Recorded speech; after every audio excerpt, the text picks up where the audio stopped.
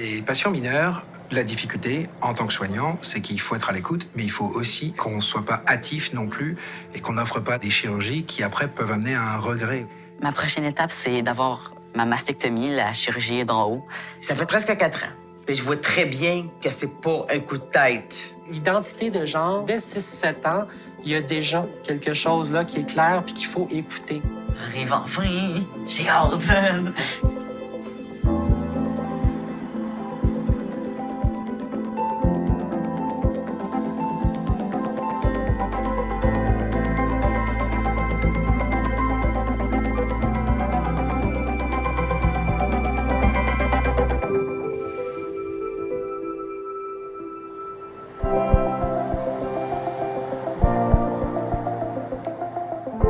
Un beau cadeau pour toi. Pour vrai? Ouais. Oh, check comment sont bien mis. Oh, Tu vas être bon pour faire d'autres dessins. merci. Oh, Ouais. merci. On va me mettre à pleurer. C'est tellement cute. C'est touchant. Moi, en fait, lors de ma vie, si j'ai pas ça, de la musique ou n'importe quoi, je serais pas capable. Là. J'ai besoin de ça, tu sais. J'ai besoin de m'exprimer parce que je sais pas comment faire autrement. Parce que j'ai beaucoup de difficultés à exprimer mes émotions, les nommer, ressentir. Fait que je le passe à travers l'art. Et quand il me montre ses dessins, ben moi, ça me parle parce que je le vois. Je comprends ce qu'il veut exprimer. Je comprends ses choses, ses créations, ses bonhommes qu'il faisait. C'est là que tu peux voir la personnalité qu'il voit en lui, comment il veut être. C'est comme ça que tu le vois. Je pense que j'avais à peu près 12-13 ans, je pense, quand je me suis rendu compte de ça, là, que j'étais pas une fille. Je faisais beaucoup de recherches, puis vu que je commençais à rentrer là-dedans, je me dis, OK, je suis bisexuel, je suis correct. Je fais des recherches là-dessus, OK, je suis peut-être gender fluid, finalement, transgenre, puis pansexuel. Puis j'étais comme, OK, bon, ben, ça explique beaucoup de choses, là. Je suis pas toute seule à me sentir comme ça, là. Bon, je te coupe ça comment, Max? Encore rien. 4, ouais. Bon, faire ça. J'ai passé une bonne année juste à être out à mes amis qui savaient que je vais me faire appeler Maxime, il, lui, puis tout. Je sais que pendant cette année-là, j'ai voulu faire la communion à ma mère. Je suis allée la voir et je me suis effondrée. Il me dit, maman, il dit, je suis plus capable, là. Il dit, moi, là, je veux être un gars, puis je suis pas bien dans mon affaire, puis, tu sais, il pleurait, là, de détresse, là. Fait que je l'ai écouté, mais j'étais sous choc. Un gros choc. Mais pas négatif dans le sens que, oh mon Dieu, c'est quoi cette histoire-là? C'est plutôt que je m'attendais pas à ça. Le lendemain, par contre, j'ai tout de suite fait des appels pour trouver quoi faire pour lui, pour l'aider, lui. À Québec, il n'y a rien. Tu veux dire, il n'y a pas d'association qui t'appelle puis que c'est tout à Montréal. Parce que moi, j'étais vraiment en détresse pareil. J'avais besoin d'aide. J'étais allée au CLSC. J'ai rencontré des travailleurs sociaux, mais ils me disaient tous, on sait pas quoi faire parce qu'on n'a jamais eu ça. Fait que, tu sais, je me sentais comme tout seul là-dedans. Ben, ma mère, elle a trouvé le centre Meraki à Montréal. Fait qu'elle a commencé à appeler là puis prendre des rendez-vous pour que je puisse les voir puis voir quelle démarche je pouvais commencer à faire, c'était quoi les démarches qu'il y avait à faire puis tout. Comme, tu sais, les bloqueurs d'hormones en premier, puis voir comment ça marche, puis après aller vers les hormones un peu plus tard, puis les chirurgies encore plus tard, là. Le Centre de santé Meraki, c'est un centre de santé fondé par 2 pédiatres, dont une partie de la mission est de s'adresser autant pour les enfants que les ados que les adultes à la population de personnes trans et non-binaires, parce qu'il manque de ressources. Il manquait de ressources à l'époque quand ça a été fondé, et il en manque encore beaucoup, là. Donc, qu'est-ce qui est disponible pour les patientes mineurs au Québec actuellement? Bloqueur d'hormones, ça, c'est une des options. À partir du stade 2 de Tanner dans la puberté. Ça, le stade 2 de Tanner, c'est quand les caractéristiques secondaires sexuelles commencent à apparaître. Ce que ça fait, c'est que ça retarde la puberté. Un peu plus tard, donc à partir de 16 ans, des fois un petit peu plus jeune, quand c'est très clair, là, ils peuvent commencer à donner des hormones qui vont faire apparaître les caractéristiques sexuelles du genre souhaité. Ma prochaine étape, c'est d'avoir ma mastectomie, la chirurgie d'en haut. Puis ça fait vraiment longtemps que j'attends ça. Genre, je vais pouvoir être encore plus moi-même, puis vraiment avoir le corps que je veux, parce que ce que j'ai en ce moment, c'est vraiment pas moi. Puis ça me rend vraiment inconfortable, puis juste me laver, c'est dur à cause de ça, parce que je veux pas le voir. C'est, tu sais, comme porter un binder, le truc écrase, ben tu peux avoir beaucoup de difficultés à respirer, puis tu sais, tu peux pas vraiment bouger tant que ça parce que ça te compresse.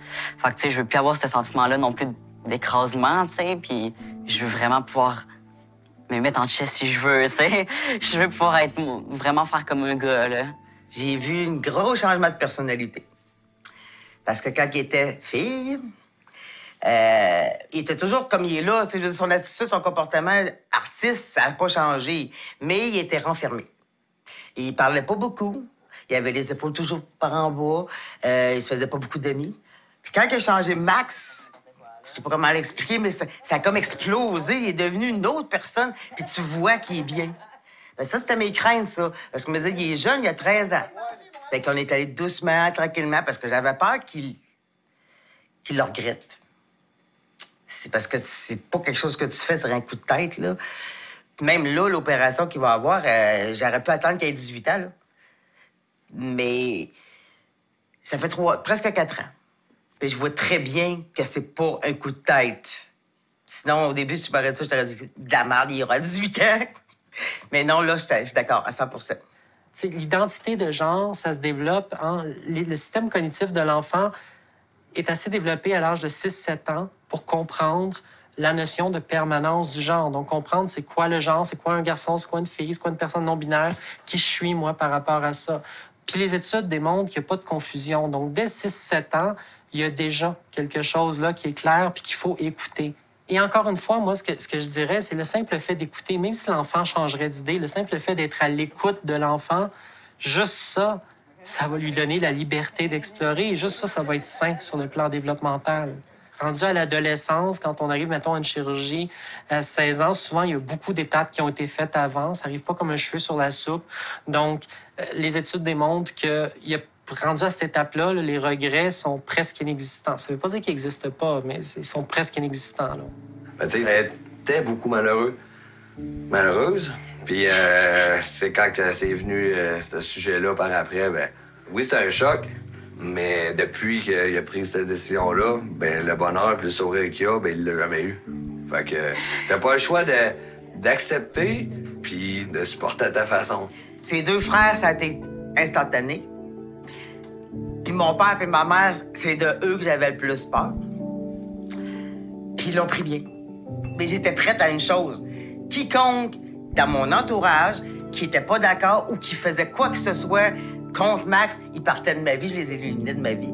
Il n'était pas question que Max endure des niaiseries de même ou des méchancetés ou des... Peu importe, là. Il n'était pas question, c'était déjà ça, là. Mais ça n'a pas été ça. Moi, je pense vraiment le truc qui m'a énormément aidé, c'est qu'un de mes frères m'a appelé tout de suite. Il a dit « Quel nom tu veux que je t'appelle? Quel genre tu veux que j'essaie? » J'étais comme « Ah oui, du support. » J'étais tellement content. J'étais comme « Oh wow, qu'il va m'accepter tout de suite. » Genre, ça fait du bien, là. Tu te dis « Wow, je peux être moi-même pour vrai. » Je peux enfin commencer à être quelqu'un que je suis vraiment, puis que je me fais accepter en même temps.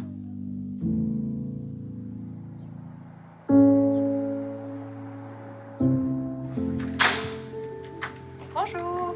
Allô. Allô. Alors, aujourd'hui, on commence avec le pré-op. Est-ce que vous avez des cas particuliers à discuter aujourd'hui?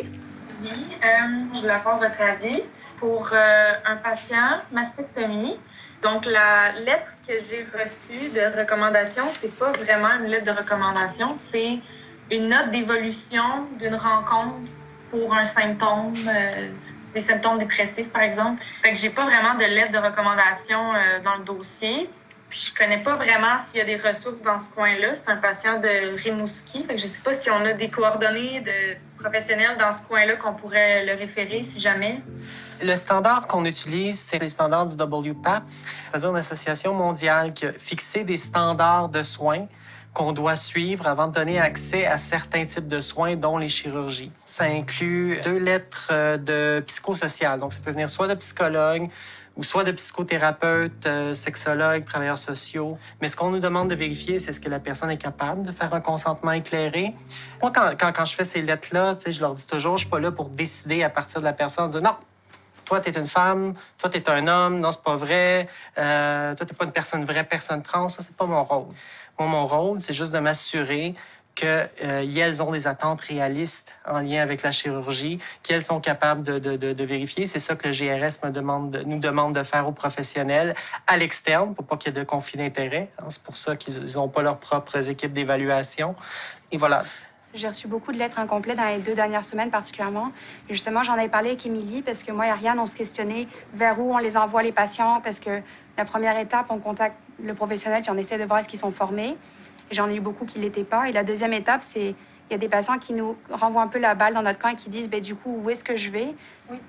Ce qu'on veut faire avec Véro, c'est partager une liste qu'on a déjà, mais aussi la bonifier. C'est-à-dire qu'à chaque fois qu'on va avoir des contacts avec quelqu'un, on va pouvoir ajouter le nom de cette personne-là et ça va nous faire une liste de ressources à proposer à nos patients. J'ai commencé à travailler dessus, déjà pour le Québec et puis pour les autres provinces. On en a aussi de plus en plus, là. Heureusement, je pense que les consciences sont de plus en plus éveillées. On dit qu'il y a plus de personnes trans autour de nous. En réalité, je pense que les minorités d'affirmation de genre ont toujours fait partie de notre vie. C'est juste que maintenant, elles s'affirment mieux et que heureusement, il y a un peu moins de taux de suicide parce qu'elles sont capables de s'exprimer. Et après, c'est sûr qu'il y a un manque de ressources. Donc, c'est difficile pour eux et long d'avoir accès à des psychiatres ou n'importe quel professionnel de la santé qui sont spécialisés en soins trans. Donc, il faut qu'on arrive à former plus de professionnels pour qu'ils puissent accompagner plus de monde. Je présente mon frère, mon autre frère. J'ai vraiment hâte que ce soit fini. Là. Je suis très contente pour lui, puis je suis pas stressée du tout. Émotionnel, par contre. Mais moi, c'est vrai. Ah, pardon. Je sais. Tu veux te battre, hein? Non. Alors, je vous remets ceci.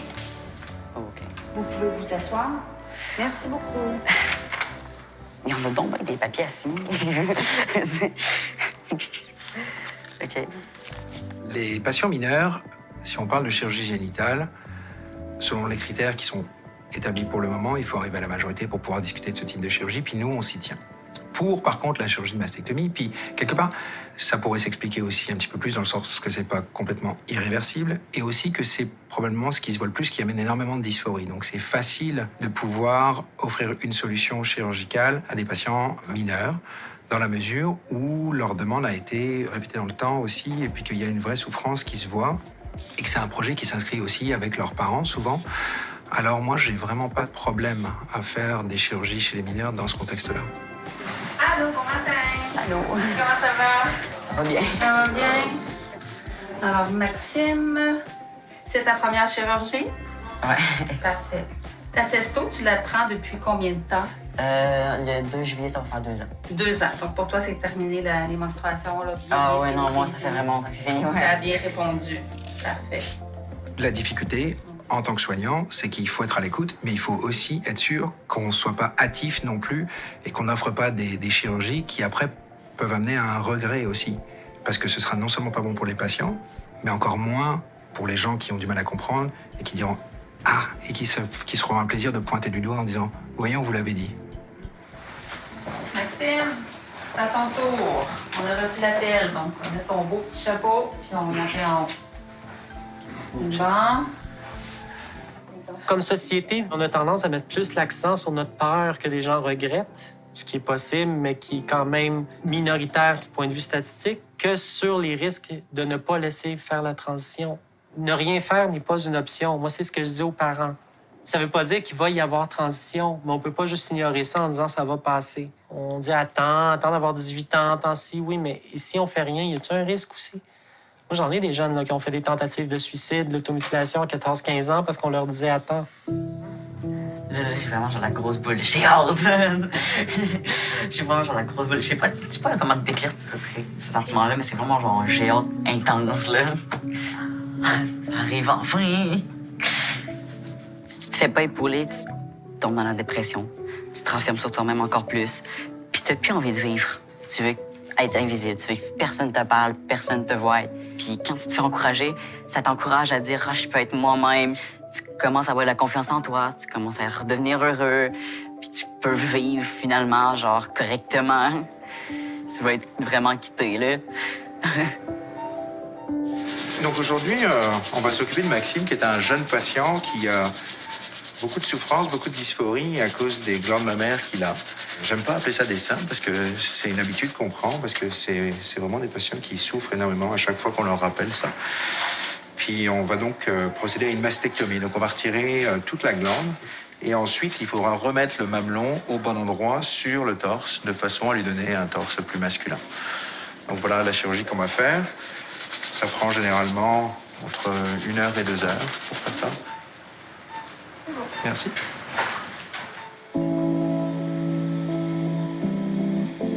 La mastectomie, c'est le retrait de la glande mammaire. Donc il y a la peau, il y a le tissu sous-cutané qui est de la graisse, il y a la glande, et puis en dessous, il y a le muscle pectoral. Et donc on vient laisser la peau et le tissu sous-cutané d'un côté, ouvrir un peu comme un livre, retirer la glande qu'on doit décrocher du tissu pectoral qui, lui, est en dessous. On a parfois des patients qui demandent des incisions un petit peu différentes aussi.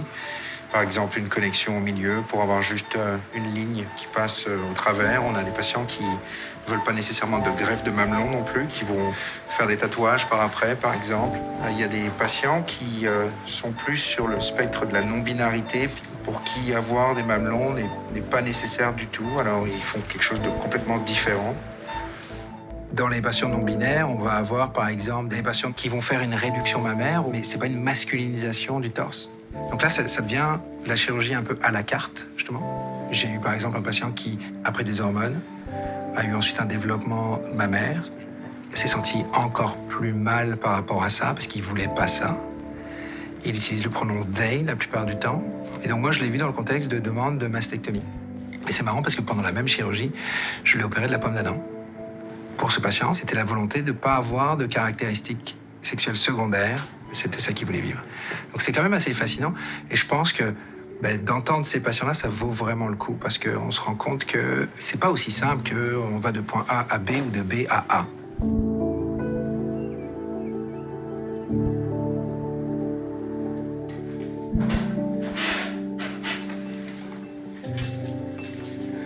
Hello.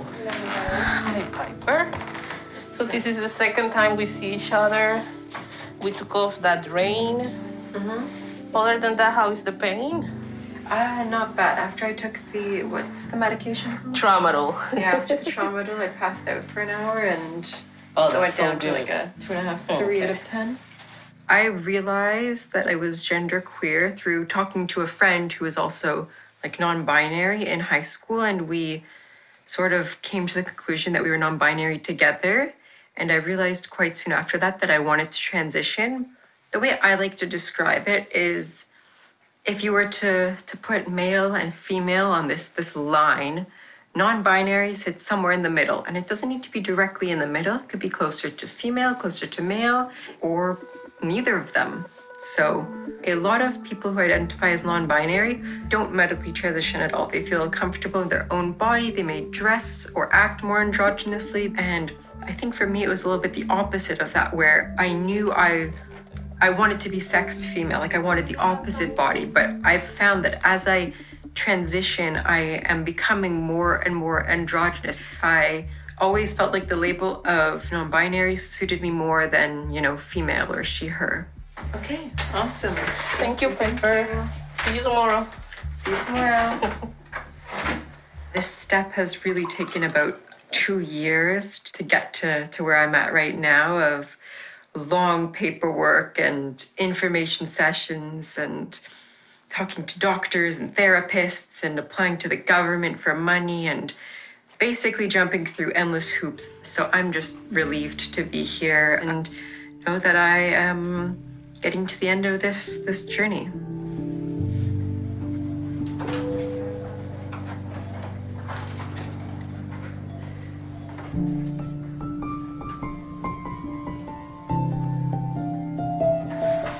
Comment tu te sens? Encore fatiguée, mais je me réveille tranquillement. Ouais, endormie. Ouais. C'est normal, c'est l'anesthésie. Je reviens, je vais aller chercher ma collègue. On va mettre un bandage élastique autour de ta poitrine. Ça va être ce bandage-là qu'on va garder pendant 1 mois. Puis je vais revenir aussi avec la glace, un verre d'eau et tout ça. OK? Je reviens. C'est fait. C'est fait. En ce moment, je me sens bien mentalement, là. Physiquement, ça fait mal, là, mais c'est normal, là, mais mentalement, ça fait du bien. C'est vraiment un poids en moins, là, puis je vais pouvoir être vraiment moi-même, là. C'est sûr que des mouvements un peu de bras, ça fait mal, là, mais je m'en fous un peu. Ça.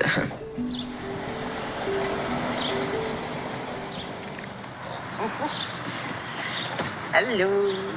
Ça s'est bien passé, hein, Sarah? Je suis bien contente. Mais j'étais pas inquiète, c'est drôle, hein? Moi qui fais de l'anxiété beaucoup, mais là, pas du tout.